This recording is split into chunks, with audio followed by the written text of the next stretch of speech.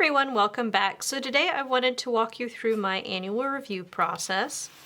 So let's just jump right into the back. So if you've watched my December setup video, there are a few changes, but I will walk you through them as we go. All right, so this is my annual review page. I've said it before anytime I've dealt with anything in my reference insert, but a version of this is available in my shop if you're interested. I do have people that ask every time I show this. But what we're going to look at today is just my annual review. So first things first, set up new planners and calendar. I've done a December walkthrough, so if you're interested in super detailed kind of what I'm doing and how, I'll link that video down below. But quickly, this first section here is my month on 2 pages, and the second section here is my tracking section. The third one is kind of my weekly daily. This is December's version. This is what I will be in for January and forward until I run out. It's just a plain dot grid, and I'll be doing some basic bullet journaling in this one and creating kind of my own weekly pages. So that will replace this booklet when December is over. This next section here is my goal setting insert. So the first couple pages are the annual overview. This information duplicates a lot of what's in here. So I pulled all of my annual goals from my power sheets into here, listed a lot of the major events. I didn't really put dates down, I just kind of need to know that it's happening that month. It's just kind of a general overview. And then I went ahead and created my first quarter objectives. And next page is quarter 1. So I transferred annual goals forward, transferred the quarterly objectives forward, and wrote down major events just for that quarter. And then I put down my January monthly objectives. So essentially I'm starting to break these down. For example, focus on eating healthy. That's part of Reclaim My Health, and focus on creating self-care habits. So from there, I transferred the quarterly, the monthly onto this page, and I'll start breaking down the week. So essentially, the planner is set up. I've scheduled my quarterly and monthly reviews. I was going to point that out to you. I've put down the Power Sheets prep and or Power Sheets party. I think that's what the new stickers say. These were the old ones. I still had some old ones left from last year's Power Sheets. So I used up what I had and then started with the new ones. So MR's monthly review. I get to the end of a quarter. I have a quarterly review. And all the way back here in December, AR's annual review. So I have those all scheduled out. Big dates and travel plans I've been putting in as I go. I'm sure you've seen these colored lines in here. So this marks travel. So green is me traveling for personal. Red is Gary traveling, my husband. And then gray is travel for work. So that's how I kind of keep track. And I do have colors I use for my mom and sister when I want to keep track of when they're traveling. So I will put those lines in when I have definite dates for them. All right. So conferences, conventions, those are all in there. Holidays I've put in. I have these stickers to kind of keep track of all of that. Review values, areas of responsibility, mission statement, goals. So that is all here at the beginning of this insert. Now I have rearranged my version of this. So values are still first. I moved my rule of life from the back to the front because to me that's kind of part of my values. Then I have my 2020 goals and prioritizing questions. Those pages were matched up together. I went ahead and kind of condensed and combined my home and work routines so they fit on one page, and then I have my weekly routine facing it. Then I have my 2 review pages here. clipped together, because I can't show it, is work phone numbers for people at work. Actually, I can show this because this isn't filled out yet. Then I have the monthly budget page and my master task list. I put these together because sometimes this affects what I plan on spending as far as budgeting goes, especially some of these periodic things. And then the last page I have the pre-trip and post-trip to-do lists.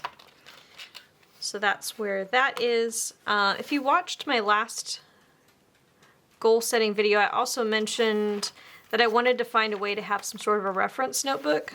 So I have like jump bands on jump bands right now, which is kind of funny because this booklet is attached to oh, here we go. So these two are jump banded together, and then inside of this one these two are jump banded together, but they're both very small inserts, so I figured that would work. So that way I thought about combining these, but I didn't want to have to keep reprinting, rewriting, so I have a separate index book, because this gets reprinted every couple of months as things change. All right, back to the list. So I have gone through and reviewed all of these and updated them. The values I didn't change. The rule of life I didn't change. Obviously, I updated my 2020 goals. The prioritizing questions stayed the same. Updated my routines. Consolidated kind of, there were some things on there that it was kind of a given, so I took it off. I didn't feel like I needed to be on there. And I did actually change some of my review things. I won't go necessarily into that, but there's some stuff that didn't really apply anymore, so I went ahead and took it off. All right, so goal prep work for next year. That's all pretty much been done and is ready to go in my Power Sheets book. I'll link my last video down below talking about where I ended up in 2019, where I'm going in 2020 as far as goal setting goes, and so you can see kind of the prep pages in here and where I did all of that. So that follows into the set and update long-range goals and quarterly goals and projects, and that is what I am tracking in this booklet here.